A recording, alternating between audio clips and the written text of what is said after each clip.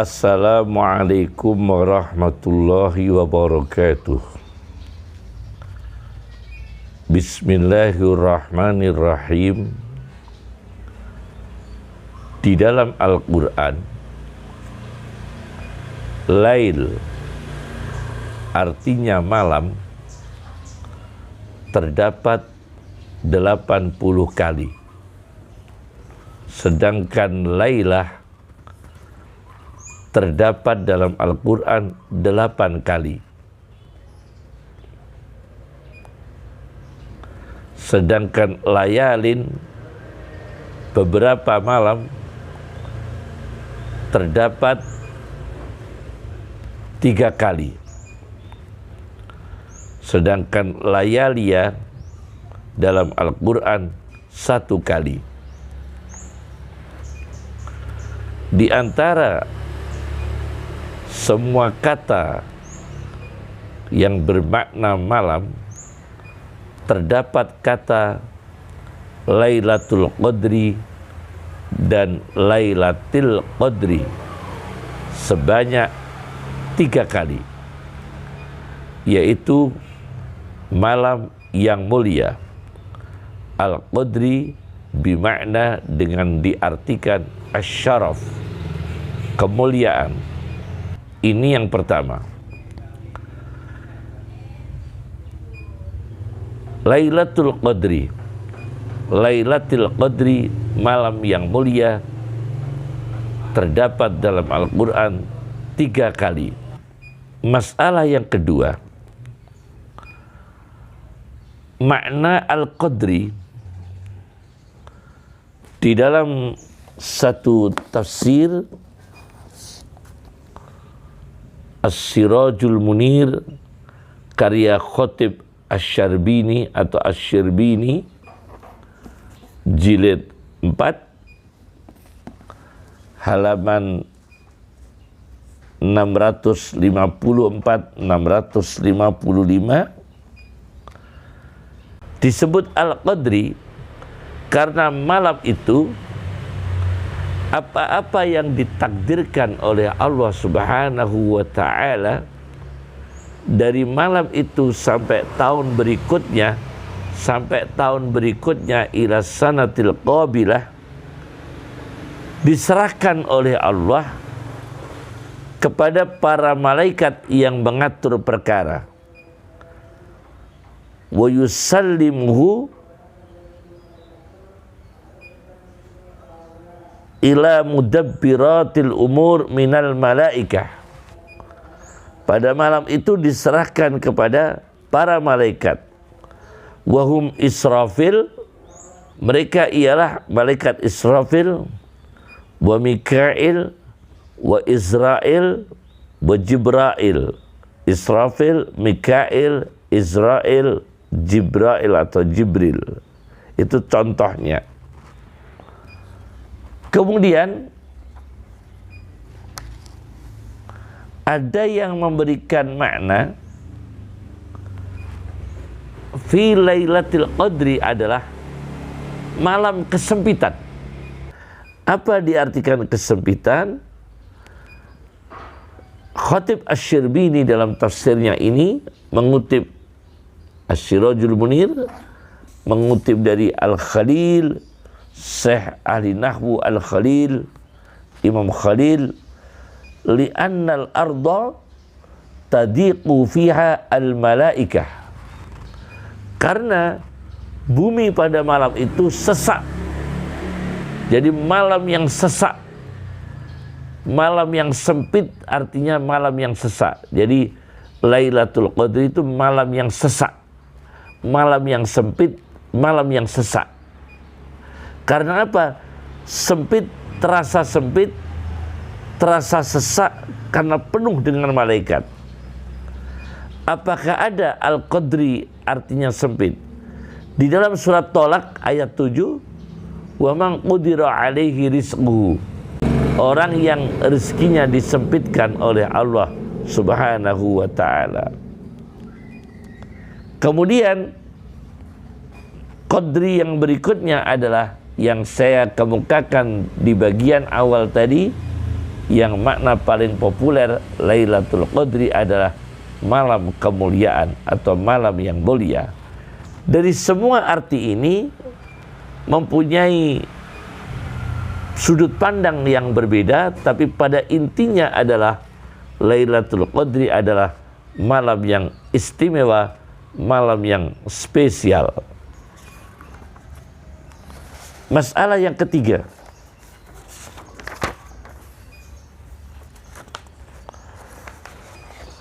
eksistensi Lailatul Qadar.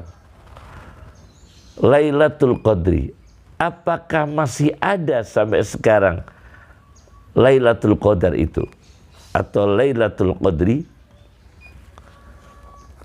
Saya baca di dalam tafsir Asy-Syirbini, Khatib Asy-Syirbini di jilid 4 halaman 655. Di sini disebutkan was-shahih annaha baqiyatun ila yaumil qiyamah. Pendapat yang valid, pendapat yang sahih, sesungguhnya Lailatul Qadar itu tetap sampai hari kiamat. Adapun hadis yang ada di dalam kitab Sahihul Bukhari, jilid Sahihul Bukhari, hadis nomor 2023, diriwayatkan dari Ubadah bin Samit radhiyallahu anhu, Rasulullah sallallahu alaihi wasallam suatu hari keluar untuk menginformasikan kepada para sahabat mengenai Lailatul Qadar atau Lailatul Qadri, malam yang mulia. Tetapi terjadilah pertengkaran dua orang laki-laki. Maka Rasulullah sallallahu alaihi wasallam bersabda, "Kharajtu li ukhbirakum bi Lailatul Qadri." Semula aku keluar untuk menginformasikan kepada kalian tentang malam yang mulia Lailatul Qadar atau Lailatul Qadri. Tetapi terjadi pertengkaran dua orang laki-laki, fatalakha fulanun wa fulan, bertengkarlah fulan dan fulan, farufi'at, maka Lailatul Qadar itu diangkat.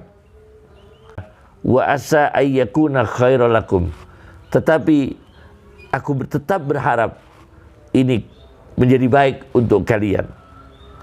Faltamisuha, maka tetap carilah. Nah ini berarti hadis tadi Lailatul Qadar itu diangkat ketika itu. Jadi tidak bisa dijadikan dalil kalau Lailatul Qadar itu sudah tidak ada eksistensinya, sudah tidak ada wujudnya. Hadis tadi hanya menceritakan Lailatul Qadar pernah diangkat oleh Allah. Tetapi Rasulullah melanjutkan hadisnya, faltamisuha fit-tasi'ah, maka carilah Lailatul Qadar malam 29, was-sabi'ah malam 27, wal khamisah malam 25.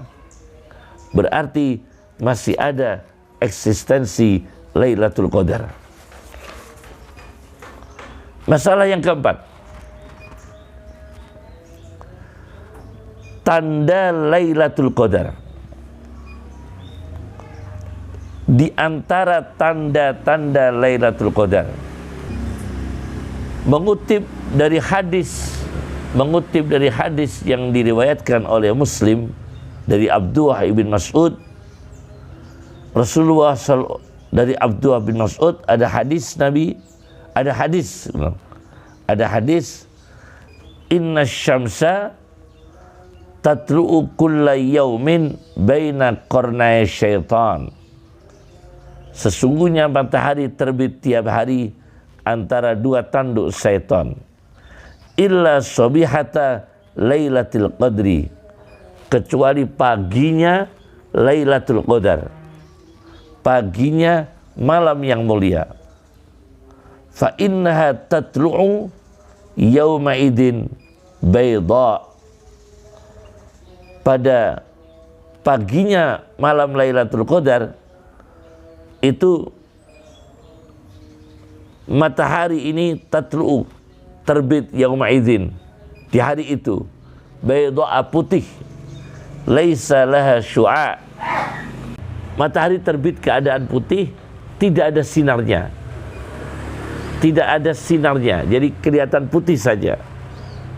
Nah, ini kata Imam Syirbini, yustahabbu ayyajtahida fi lailatiha, disunahkan untuk beristihad ibadah, memaksimalkan ibadah pada malam Lailatul Qadar, wa yabqa ya'rifuha, dan paginya menjadi mengetahui.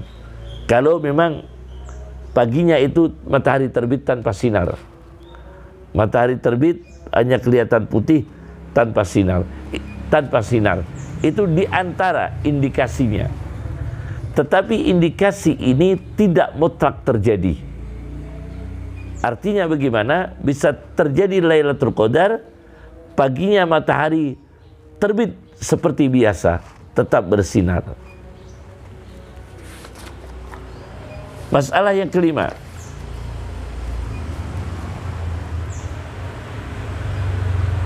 teori menentukan malam Lailatul Qadar.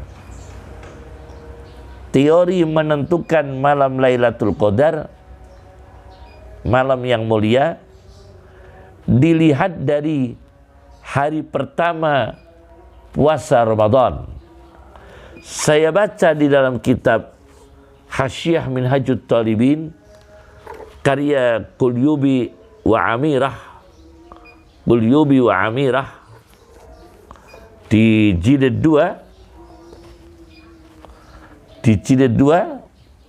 halaman 75-76. Di sini disebutkan, fa in kana awwaluhu yaumal ahad awil arbi'a, jika awal Ramadan itu jatuh hari Ahad atau hari Rabu, faya lailatu tis'in wa ishrin, maka Lailatul Qadar malam 29. Ini teorinya, ada teori begitu. Kalau awal Ramadan hari Ahad atau hari Rabu, maka Lailatul Qadar jatuh pada malam 29. Yang kedua, au yaumal isnin, atau awal Ramadan itu hari Senin, tanggal 1 Ramadan hari Senin, faiya lailatu ihda wa ishrin, maka Lailatul Qadar malam 21. Au yaumas salasah au yaumas sulasa awil jum'ah, atau awal Ramadan jatuh hari Selasa atau Jumat. Awal Ramadan jatuh hari Selasa atau Jumat, au yaumus sulasa awil jum'ah, fahiya lailatu sab'in wa ishrin, maka Lailatul Qadar jatuh malam 27 Ramadan. Au yaumal khamis, atau 1 Ramadan jatuh hari Kamis, faiya lailatu khamsin wa ishrin, maka Lailatul Qadar malam 25 Ramadan. Au yaumas sabti, atau awal Ramadan jatuh hari Sabtu, faiya lailatu salasin wa ishrin, maka Lailatul Qadar jatuh pada malam 23. Nah, pengalaman ini, meskipun ini tidak mutlak teori ini, karena Allah berhak menurunkan Lailatul Qadar itu secara rahasia dan tidak orang mengetahui, atau sebagian orang dingertikan oleh Allah Subhanahu wa ta'ala, seperti para ulama, para aulia yang salih yang dipilih oleh Allah, dingertikan Lailatul Qadar dengan rumus-rumus tertentu, dengan kaidah-kaidah tertentu. Abul Hasan Asy-Syadzili mengatakan, sejak aku dewasa, ma fatatni lailatul qadri bihadhil qa'idah al-mazkurah. Tidak pernah luput dari aku Lailatul Qadar dengan kaidah tadi. Nah, jadi kaidah tadi itu dilihat dari awal Ramadan, itu kaidah pengalaman spiritual orang tertentu. Apakah boleh kita manfaatkan? Sangat boleh. Boleh kita manfaatkan teori ini, tetapi kita juga meyakini Allah berhak merahasiakan Lailatul Qadar, dan Lailatul Qadar bisa saja dirahasiakan oleh Allah, bisa saja sebagian orang seperti para ulama, para aulia yang salih dingertikan oleh Allah Subhanahu wa taala. Karena apa? Karena Rasulullah SAW sendiri itu pernah mengalami lupa kapan Lailatul Qadar. Artinya beliau mendapatkan Lailatul Qadar, tapi kemudian beliau ditakdirkan Allah lupa kapan Lailatul Qadar itu. Pengalaman waktu itu saja. Nah, ini tidak menafikan berikutnya Rasulullah bisa saja mendapatkan Lailatul Qadar dan tidak lupa harinya, tidak lupa waktunya. Cuma pernah satu kali Rasulullah SAW mendapatkan Lailatul Qadar dan kemudian beliau lupa kapan malam itu terjadi. Ini ada di dalam kitab Sahihul Bukhari. Hadis nomor 2018, Rasulullah SAW mengatakan, waqad uritu hadhil lailah summa unsituha. Sungguh aku telah diperlihatkan Allah Lailatul Qadri atau Lailatul Qadar, summa unsituha, kemudian aku dilupakan. Kapan Lailatul Qadar itu? Fabtaghuha fil ashril awakhir. Maka carilah Lailatul Qadar itu pada 10 terakhir, yakni 20 ke atas. Wabtaghuha fi kulli witrin. Carilah 20 ke atas tanggal-tanggal yang ganjil. Masalah yang keenam,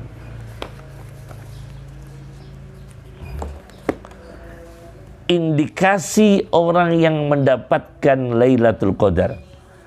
Indikasi atau tanda-tanda orang yang mendapatkan salamnya malaikat pada waktu Lailatul Qadar atau Lailatul Qadri. Saya baca di dalam tafsir Dr. Muhammad Ratib An-Nablusi, karya Dr. Muhammad Ratib An-Nablusi di jilid 14 halaman 318, beliau mengatakan, menafsirkan tentang hadirnya, tentang turunnya malaikat dan khususnya Jibril pada malam Lailatul Qadri atau Lailatul Qadar. Beliau menafsirkan bahwa malaikat turun mendatangi manusia yang mendapatkan Lailatul Qadri dengan tajalli. Ini pendekatannya sufistik ini. Dengan tajalli, dibukakan. Tajalliyatillah, dibukakan oleh Allah pada hati manusia yang kemudian membahagiakan manusia. Ini yang dibawa oleh para malaikat. Maka malaikat datang kepada manusia yang mendapatkan Lailatul Qadar, kata Dr. Ratib An-Nablusi, li'anna ma'aka malaikah, karena sesungguhnya bersamamu malaikat, tusaddidu amalaka, yang membimbing amalmu supaya benar, ila an tusbiha hayatuka kulluha, sampai kehidupanmu seluruhnya salaman, salam, selamat, damai, fi salam, di dalam keselamatan, min kulli amrin, dari semua perkara. Nah, ini kemudian orang yang mendapatkan tajalli ini dibukakan oleh Allah, dibawa oleh para malaikat dan mendapatkan bimbingan dari malaikat. Akhirnya kehidupan orang ini salaman fi salamin, salaman fi salamin, salamun hiya hatta matla'il fajr, salam sampai terbitnya fajar.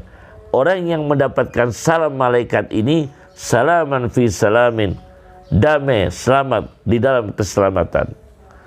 Maka jika kamu manusia seorang petani, seorang penanam, yakni petani, fallahu azza wa jalla yunammi laka ardak, maka Allah yang maha mulia, maha agung membuat tanahmu itu meningkat, bisa meningkat luasnya, bisa meningkat produksinya. Wa yasrifu ankas saqi' wal adrar, dan Allah menjauhkan darimu, yakni dari tanahmu, embun beku atau es dan kerugian-kerugian.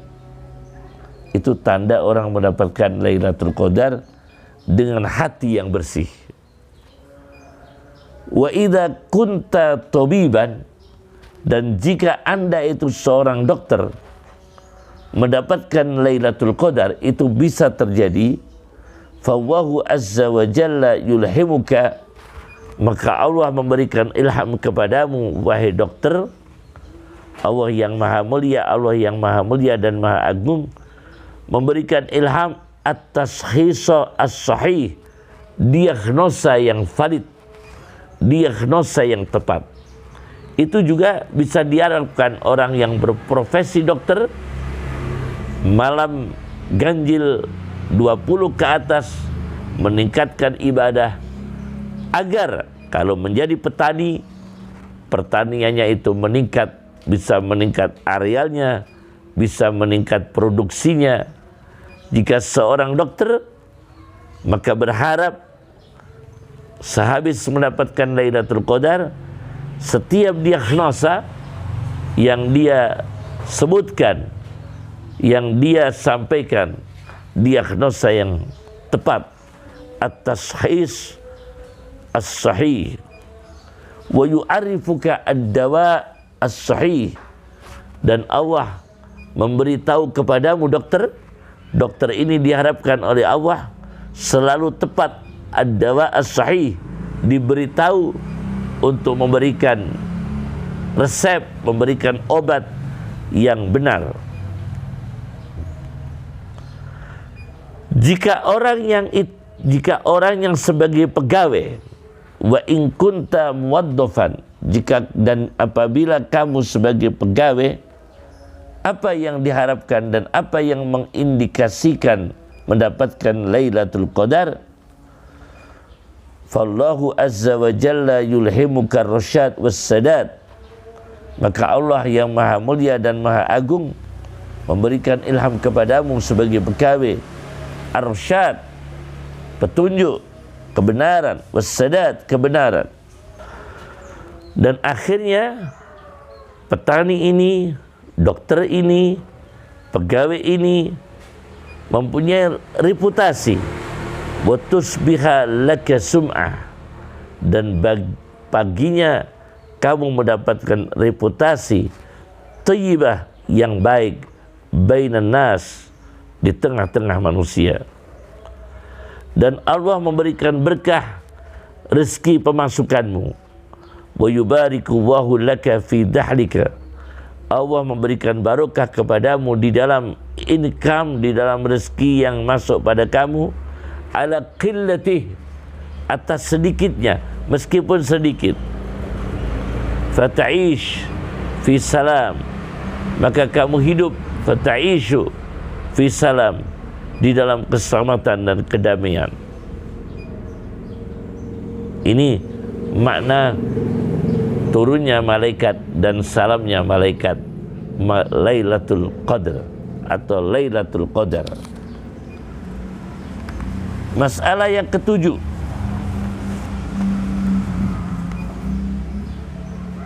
potensi orang yang mendapatkan Lailatul Qadar itu kalau memang diistimewakan oleh Allah Subhanahu wa ta'ala, ini sejak kecil bisa terjadi. Karena ini anak kecil, anak yang salih, yang sudah direncanakan oleh Allah dan sudah ditakdirkan oleh Allah kelak kemudian, sudah diqadar oleh Allah, direncanakan oleh Allah kelak kemudian orang ini menjadi ulama, menjadi aulia yang besar. Saya baca di dalam kitab Al-Manhalul Al-Adburrawi, Al-Manhalul Adburrawi fi tarjamati Qutbil Imam An-Nawawi, sebuah kitab satu jilid karya Muhammad bin Abdurrahman As-Sahawi, karya Imam Sahawi, mengenai biografi karamah seorang wali besar, seorang ulama besar, Al-Imam An-Nawawi Ad-Dimashqi, Nawawi Damaskus, yang punya kitab Syarah Sahih Muslim, yang punya karya Al-Majmu' Syarah Al-Muhaddab, yang punya karya Tahdhibul Asma', Tahdhibul Asma' wal Lughah, yang punya kitab Tahdhibul Asma', yang punya kitab Raudhatut Talibin, yang punya kitab At-Tibyan fi Adabi Hamalatil Quran, yang punya kitab Fatawa Nawawi dan sebagainya. Nah, ini diceritakan oleh Imam As-Sahawi di dalam kitabnya Al-Manhalul Adburrawi di halaman 51-52, ketika Imam Nawawi kecil masih tidur malam 27 Ramadan, beliau Nawawi kecil ini tidur di sebelah ayahnya, seperti yang diceritakan oleh ayahnya sendiri. Nawawi kecil ini tidur di sebelahnya. Tapi di tengah malam Nawawi kecil ini bangun dan membangunkan ayahnya, seraya dia mengatakan, "Wahai ayah kami, apa cahaya? Apakah cahaya ini yang telah memenuhi rumah?" Jadi Nawawi kecil ini bangun tengah malam, kemudian membangunkan ayahnya dan bertanya, "Ya abati, wahai ayahku, ma hadad daw, apakah cahaya ini? Alladhi qad mala'ad dar, yang telah memenuhi rumah." Akhirnya sekeluarga itu bangun, dan sekeluarga itu tidak melihat cahaya. Hanya Syekh Nawawi saja kecil, hanya Syekh Nawawi kecil saja yang dingertikan, yang diperlihatkan cahaya. Apa kata orang tuanya? Fa'araftu annaha Lailatul Qadri, maka aku menjadi tahu kalau malam itu adalah malam yang mulia, atau Lailatul Qadar. Semoga bermanfaat. Assalamualaikum warahmatullahi wabarakatuh.